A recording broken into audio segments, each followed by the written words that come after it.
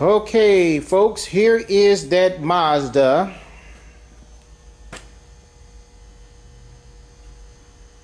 that we were working on. That Mazda, what's this? 2006 Mazda 3. Okay, here is the computer that was on this originally, and now here is the computer that was put in. This is a used computer, and it was programmed today. As you know, I have the solenoid running here. I have it going to the ground, and I have it going to the solenoid control wire.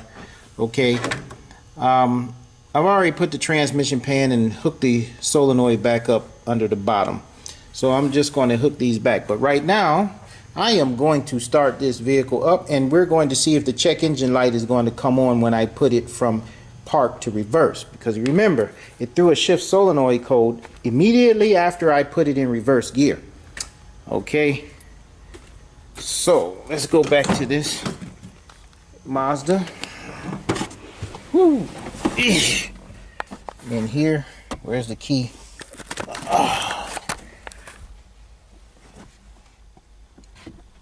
Where's the key to this thing? Who's the key? Oh, I'm sitting on it.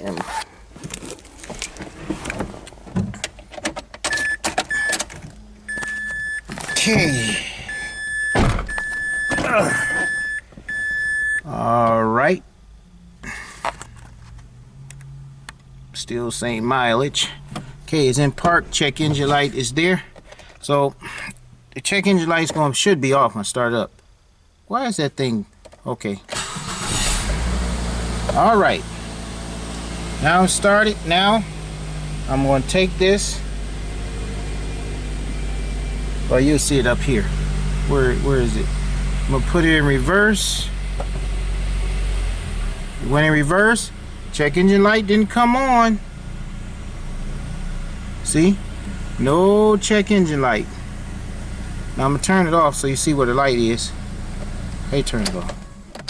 There's where the check engine light is, right there. All right.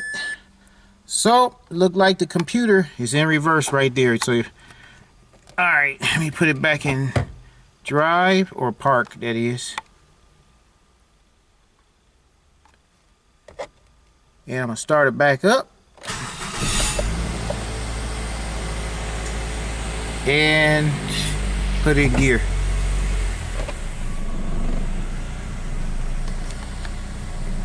Yep, no check engine light.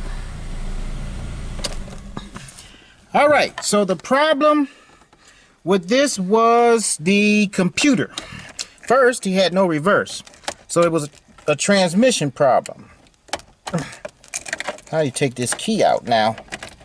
There's always problems with these newer cars. You gotta figure out how to do stuff. So you gotta take the key. Now the key's stuck inside there. I'm sure there's some trick. Oh, I got it in reverse. Okay. All right. So as I said, the computer was the issue with this Mazda. First, it had no reverse, so we had to change the transmission. And once we got the reverse, then when you put it in reverse, it threw a shift solenoid code, which was a lie, because the computer was malfunctioning. This computer right here. And like I said, I had to get all that information. The owner had to get all the information for them to come and program it.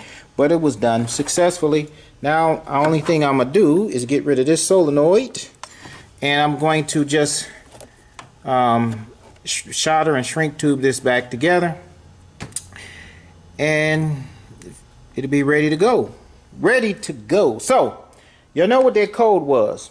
I don't know what it was. I have to look and see again because it's not inside the system, but I can look at my scanner and see what that code was. And then if you get that code, you test the solenoid. Either way, if you got one to test it, see, I happen to have a used one here, and I decided to test this way because by doing it this way, I was able to eliminate the solenoid. I was able to eliminate the wiring harness. So I went straight to that computer straight to the solenoid. Now I have had solenoids that ohmed okay and still were bad. Electrically, it still were bad. Had a 4060 that was that way, but it would have a spark on it. You know, when you try to get it to operate, it would spark. So something was going on in that, but it would ohm test okay. I think I saved that solenoid. Maybe if I can find it, I'll show you. But it definitely was bad. Might be against the wall over there. I try to save things like that. So, all right, that's the end of this video for a 2006 Mazda 3 computer problem.